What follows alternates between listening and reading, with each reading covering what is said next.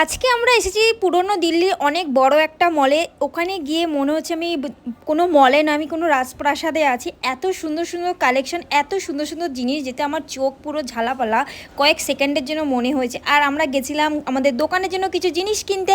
Hi everyone, আমি শ্রুতি, আমি দিল্লিতে থাকি। আমাদের একটা ছোট্ট বিজনেস আছে, ঘর কি বিরিয়ানি। তার জন্য আজকে আমরা যাচ্ছি সামান কেনার জন্য, আমি আর আমার বর। তার কারণ হচ্ছে আজ মঙ্গলবার, আজ ছুটির দিন। আমরা চেষ্টা করেছি ছুটির দিনটাতে দিল্লিতে একবার ঘুরে আসতে। আর যেতে যেতে মেট্রোতে যেতে এটা হচ্ছে কুতুব মিনার। কখনও কুতুব মিনারে গেলে তোমাদের সঙ্গে অবশ্যই ভিডিও শেয়ার করব। আবার তারখানে নেবে আবার একটা মেট্রো মানে ধরে সেখানে থেকে আমরা এবার যাব চাঁদনি চকে। সেখানে চাঁদনি চকের ওইখানে হচ্ছে আমাদের জিনিসগুলো কিনতে হবে।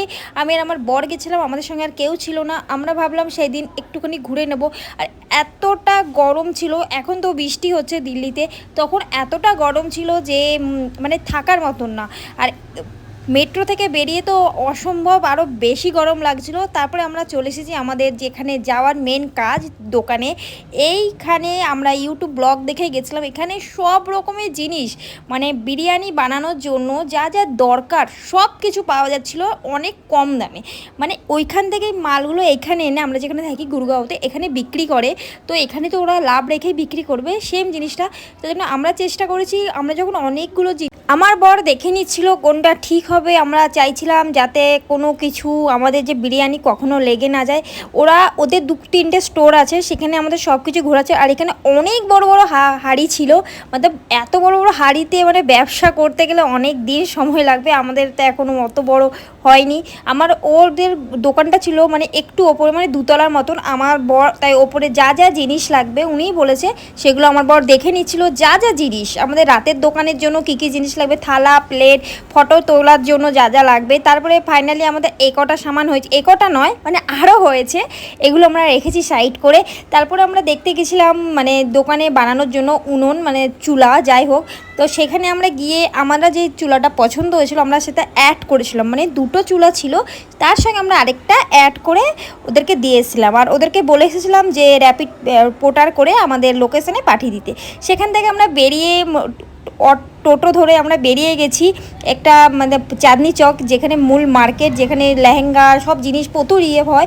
তো সেই জন্য আমরা বেরিয়ে গেছি। আর এখানটা এসে আমার মনে হচ্ছিলো আমরা কলকাতাতে চলে এসেছি, যেমন হয় কলকাতাতে হাওড়ার কাছটা যেরকম একটা ফিল হয় সেখানে আমরা সারা দিন ছিলাম। তো আমাদের প্রচণ্ড খিদে পেয়ে গেছিলো। আমরা নিয়ে নিয়েছিলাম ব্রেড পকোড়া, আমি নিয়েছিলাম আলুওয়ালা, আমার বর নিয়েছিল পনিরওয়ালা।